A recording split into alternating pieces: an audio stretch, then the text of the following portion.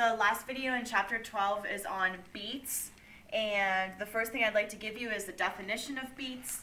This is superposition. So if you think back to chapter 11, when we talked about superposition, this means that two waves can overlap. They can occupy the same place at the same time. So superposition of two waves, the overlapping of two waves in other words, this is the key thing of slightly different frequencies produce beats.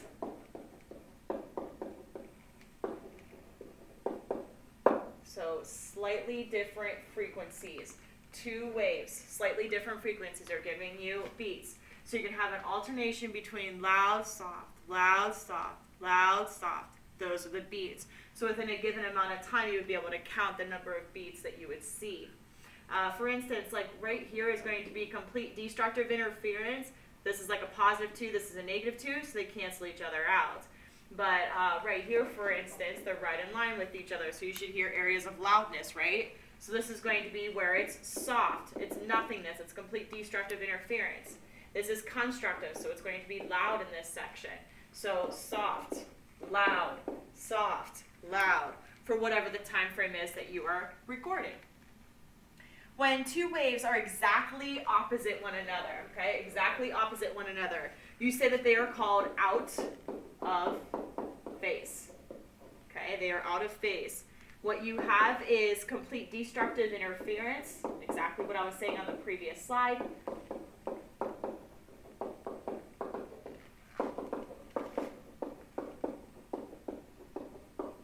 In which no sound is heard.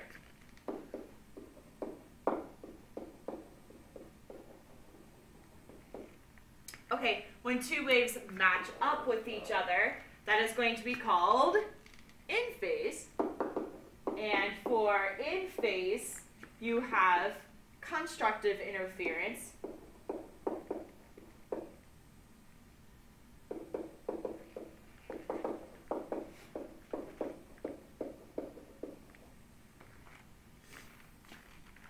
In which there will be areas of loud noise, a loud sound will be produced at that position. So here's an analogy. You guys are swinging on swings, several of you.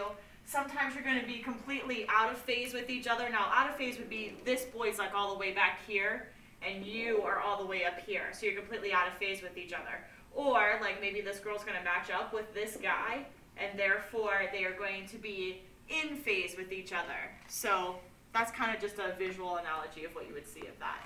So label the areas of constructive and destructive interference. On that in mind, constructive interference would obviously be at this position here. Destructive's like here, okay? So please make note, I'm going to write complete destructive interference. I didn't really make a slide up for that one, so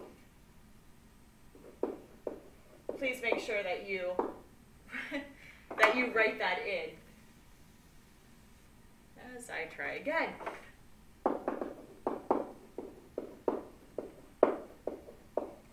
Okay, so with that in mind, the number of beats per second corresponds to the difference between frequencies. Number of beats is difference between frequencies. So how many beats are in this sample? There's just one. There's just one beat that you're going to see because that's where it's loud. That's where you're going to hear it, right? So you kind of want to count up your number of loudness. So the equation that you're going to use is delta F equals F2 minus F1, which equals number of beats. So for example, we have a first frequency of 300 hertz, and you have a second frequency of 350 hertz, and you want to see what the change in the frequency is, not necessarily in hertz, but in number of beats, okay, number of beats. And it's like going to be an absolute value too, guys. You're obviously not going to have negative beats, so please don't get hung up on the idea that, oh, well, it was written 350 and then 300, so that's 300 minus 350. That's going to give me a negative 50 beats. Just take the absolute value of that. It's the difference between them, okay?